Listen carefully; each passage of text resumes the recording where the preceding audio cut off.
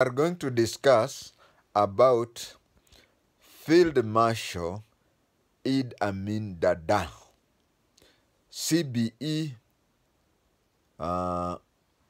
You know, for those of you who have started military medals in Britain, CBE means commander. Commander of the British Empire. You know, in military terms, the medals are given, and there are various medals. Like Kenya, we copied the British style of having medals, whereby they say Order of the British Empire, the OBE. Then you have Member of the British Empire, that is MBE. OBE is Officer of the British Empire. MBE is Member of the British Empire, and CBE is the Commander of the British Empire. In Kenya, we have copied that, and M, we use it as Moran. Like CBS, Moran of the Burning Spear, and that is MBS, and CBS is Chief of the Burning Spear. But in Britain, M stands for Member, and C is Commander. But in Kenya, we say Moran and Chief. So in Britain, there is a medal called Commander of the British Empire. But Amin corrupted it. He went to a smith who made a medal like that, and he named it Conqueror of the British Empire. He was overthrown when he had promoted himself to the rank of Field Marshal. Obviously, in East African setting, all presidents are automatically Field Marshals because all presidents are 5-star general. Idi Amin was born in northern Uganda to a Kakwa father. There's a tribe called Kakwa. And his mother was an Acholi, the tribe of Milton Obote. No. His mother was a Luguba. So there's a tribe starting with a Luguba or something. Ugandans will correct me. It's he was never a member of Obote's tribe, but Luguba, there is a tribe that sounds like that. But his tribe was or is stationed near the border with Sudan. There used to be rumors and misinformation that Idi Amin was a Sudanese. No. He was a Kakwa. Although in southern Sudan we have some Kakwas, it is just like we have Maasais on both sides of Kenya and Uganda. We have Somalis on both sides of Kenya and Somalia. I mean, Maasais on Kenya and Tanzania. We have Luhyas and Luos and Tesos and Sabaots on both sides of Kenya and Uganda. So we have tribes which are at the border. But the question is, of which nationality is the person we are talking about? Idi Amin Dada was a Ugandan. Both parents, the father was a Kakwa, the mother was a Lugu something, and both were Ugandans. Idi Amin joined the King's African Rifle, and at the time when he joined the King's African Rifle, the King's African Rifle was for East Africa. So he spent a lot of his time, actually, during his junior ranks, he spent more times in Kenya, and those were the Mau Mau days, and he was a sadist. He was a sadist. He used to punish a lot of the suspected Mau Mau people. That is why people in Central Province will never forget him. But I I can say that I am related to Idi Amin Dada, because when he was in Karatina, if you go to Karatina, there's a place called Kayava. You can ask about retired Assistant Chief Washira. That is my uncle. He just where the Madeira West sub-county headquarters is, 10 or 15 meters from the DCC's office, there is my uncle Ashira, whose sister Amin took away. And as a family, we have never known whether he killed her, whether whatever, and she had never been seen from the Mau Mau days. Why was Idi Amin called Dada? In military terms, in military residences and whatever, especially and police lines, especially these junior officers who have not gotten PIPs, the NCOs and other ranks, it is a requirement that when you have 2 or more wives, you stay with, either you stay alone, or at any given time you have only one wife in the police or military residence. If you have more than one, and it is up to you to organize who stays when and how. If one stays, dominates or whatever, or one rarely comes.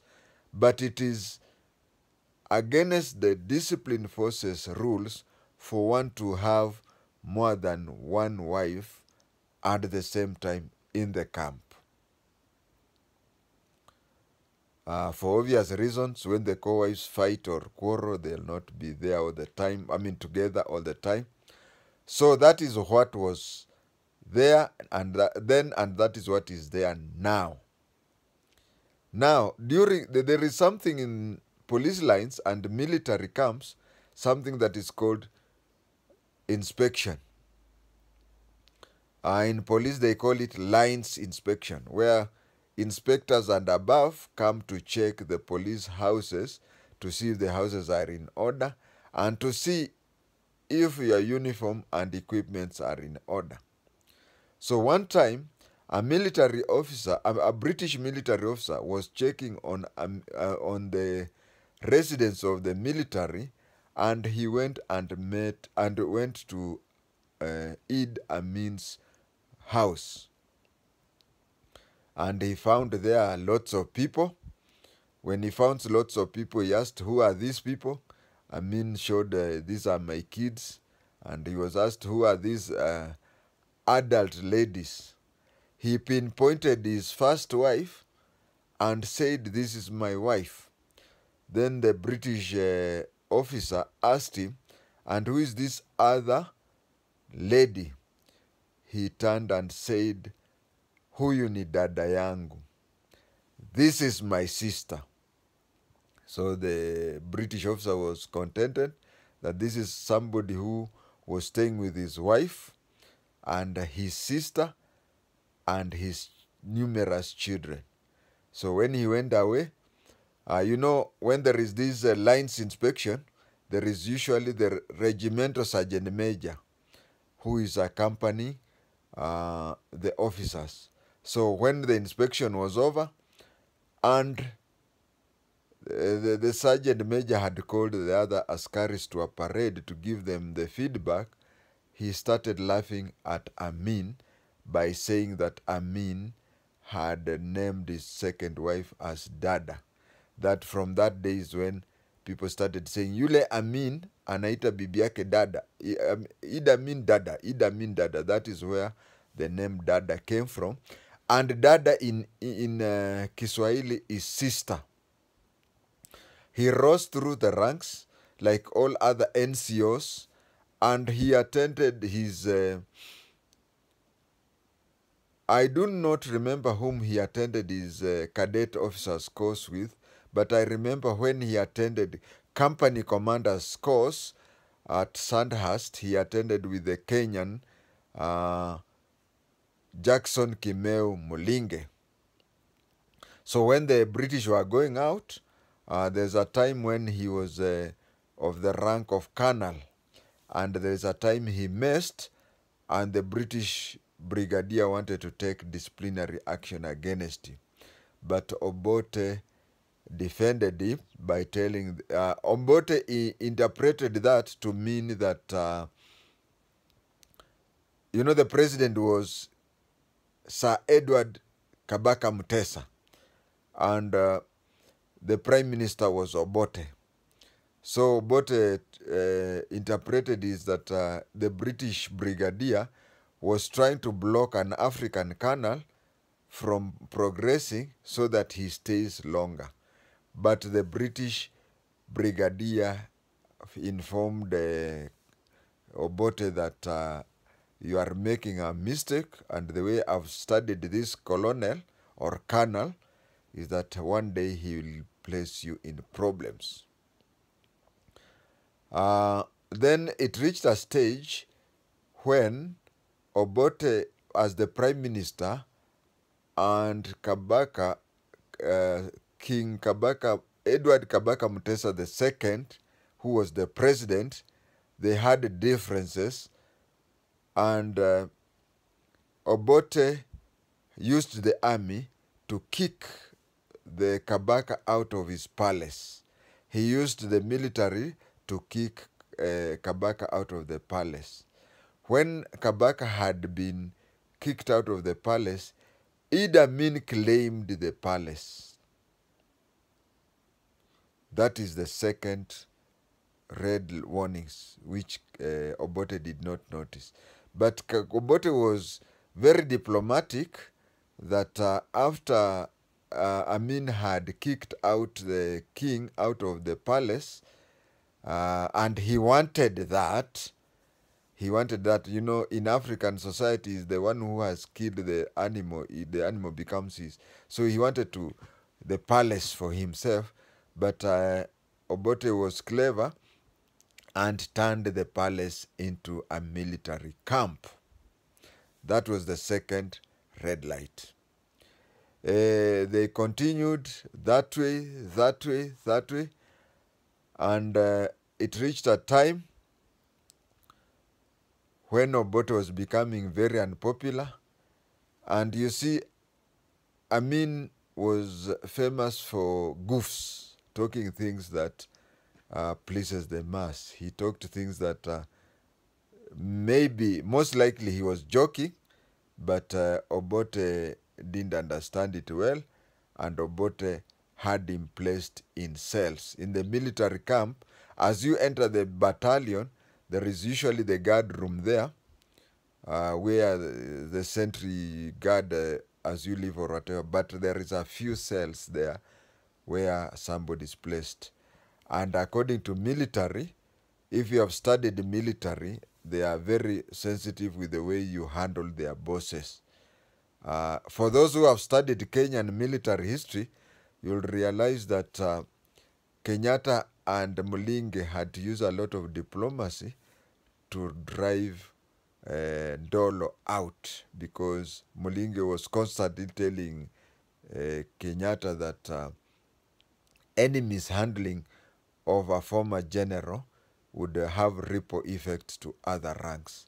So when Amin was placed under a guard room, the military waited. Nani had gone to Singapore for a Commonwealth meeting, and when he was there, the military overthrew him. At that time,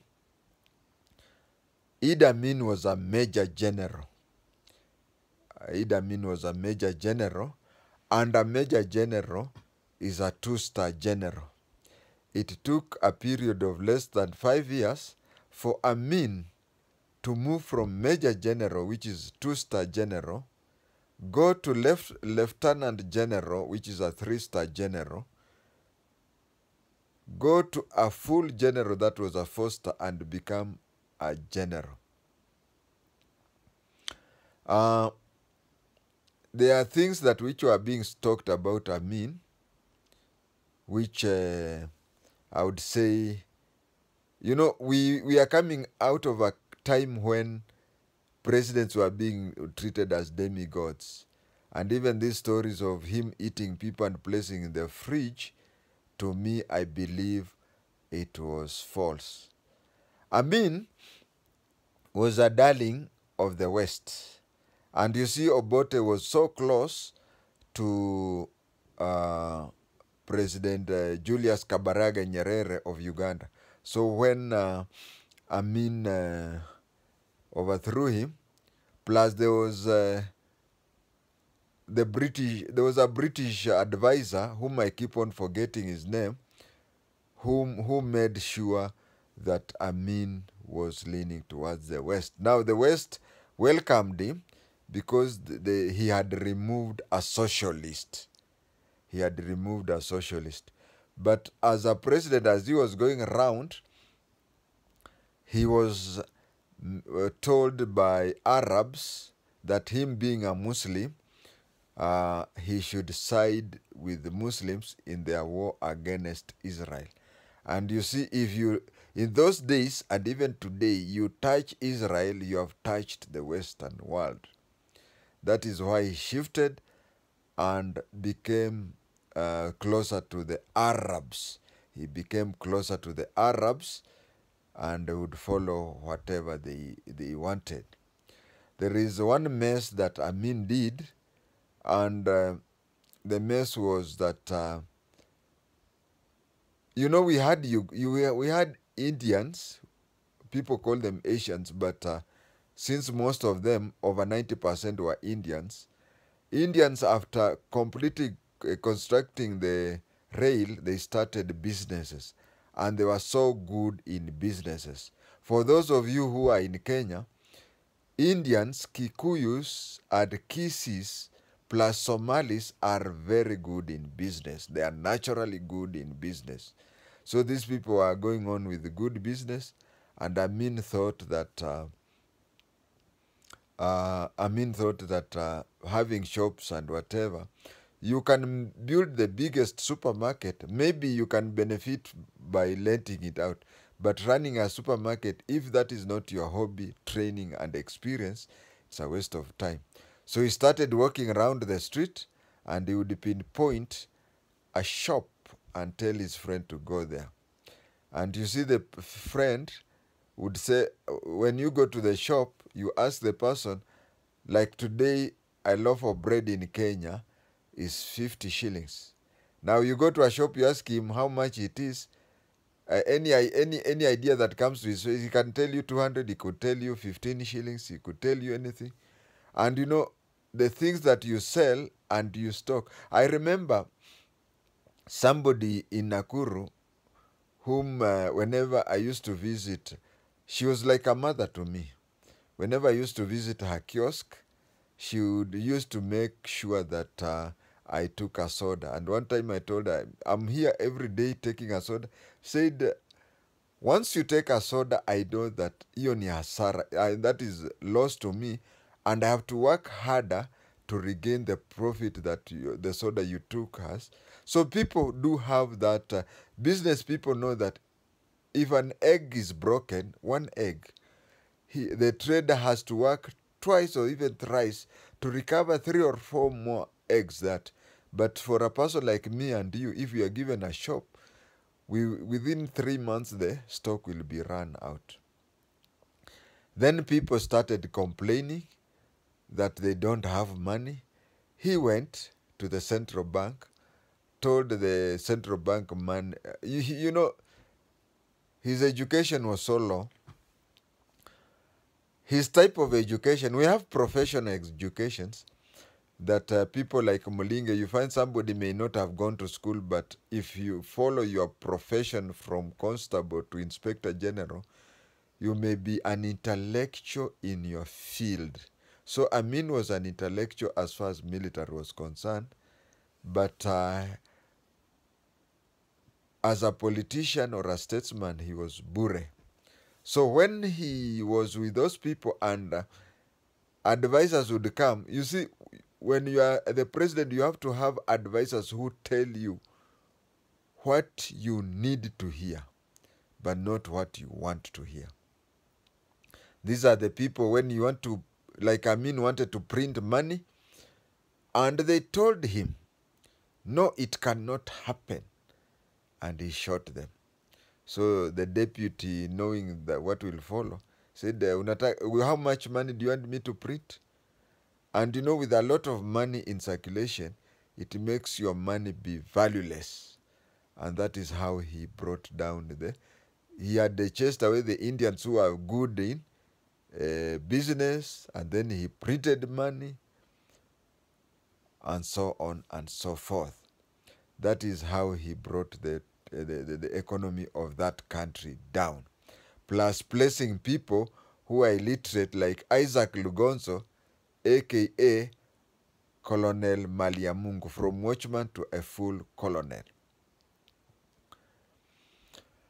Amin used to joke around with the neighboring countries. There's a time he even told us that he's going to reclaim Kenya up to Naivasha, because one time Kenya's border was near Naivasha, and the way Kenyans reacted, he apologized and even came to Kenya to apologize to the president. I was only talking about a historic fact.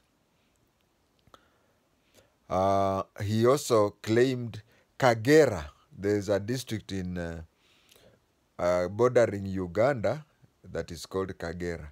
Now Kagera, there is something like a triangle, two rivers coming from Uganda, one from the left, one from the right. Then they go and meet at a place and go and enter into Lake Victoria. Now it makes a sort of, if you take the Uganda-Tanzania boundary, it makes something like a triangle. So that district was called Kagera district, but it is inside Tanzania. So he went and claimed that Kagera was one of the districts of Uganda, and he took. That is when the Tanzanian military plus Ugandan people who were exiled came and chased him. It would be unfair to talk about Idi Amin without talking about the Entebbe raid. First of all, Entebbe is a Ugandan word meaning a chair, meaning a stool, meaning a throne. Kabaka used to stay in Entebbe but not in Kampala. So, for my viewers who are Luya, you know the word Entebbe, Entebbe. So Entebbe is the same as Entebbe in Uganda. What happened was that Palestinians took an Air France plane and they took it to Uganda. When they took it to Uganda, Amin organized. You know, Israel is very good in intelligence. They knew that there were 4 or 5 Palestinian hijackers.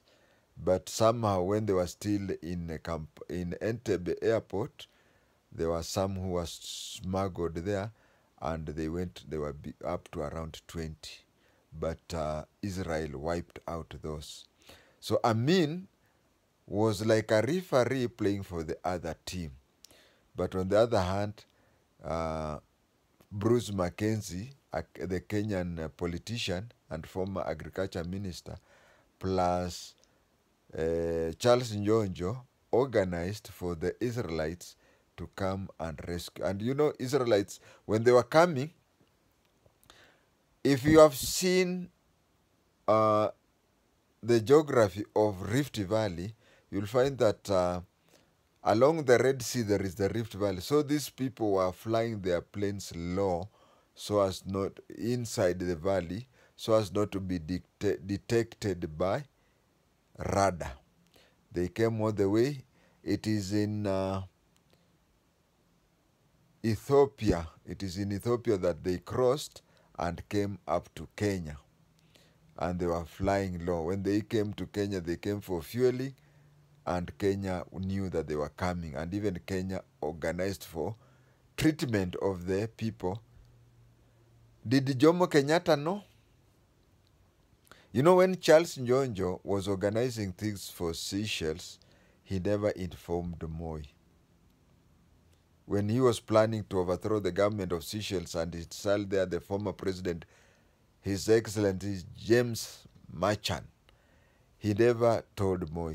But during the time of Entebbe raid, him and Mackenzie went and saw Jomo Kenyatta. And Jomo Kenyatta asked, can these things come out and turn up against our country? They said there's no way they will know. Then Kenyatta, being that clever, being that statesman, he told them a Kikuyu word. Kanyoni gakwa we hithe hithe, na wanyitwa ndore wakwa. Translated means, my bird, hide yourself, but if you are discovered, then I'll disown you. Meaning that if the Entebbe raid was to be known, then the Kenyan, it will be a personal plan between the two, Mackenzie and Njonjo. So they came, refueled in Nairobi, and went and made that Entebbe raid. When they made the Entebbe raid and came back, that is when Amin's downfall started, because his invisibility, his whatever, plus the attack from Tanzania is what made him be overthrown. Thank you.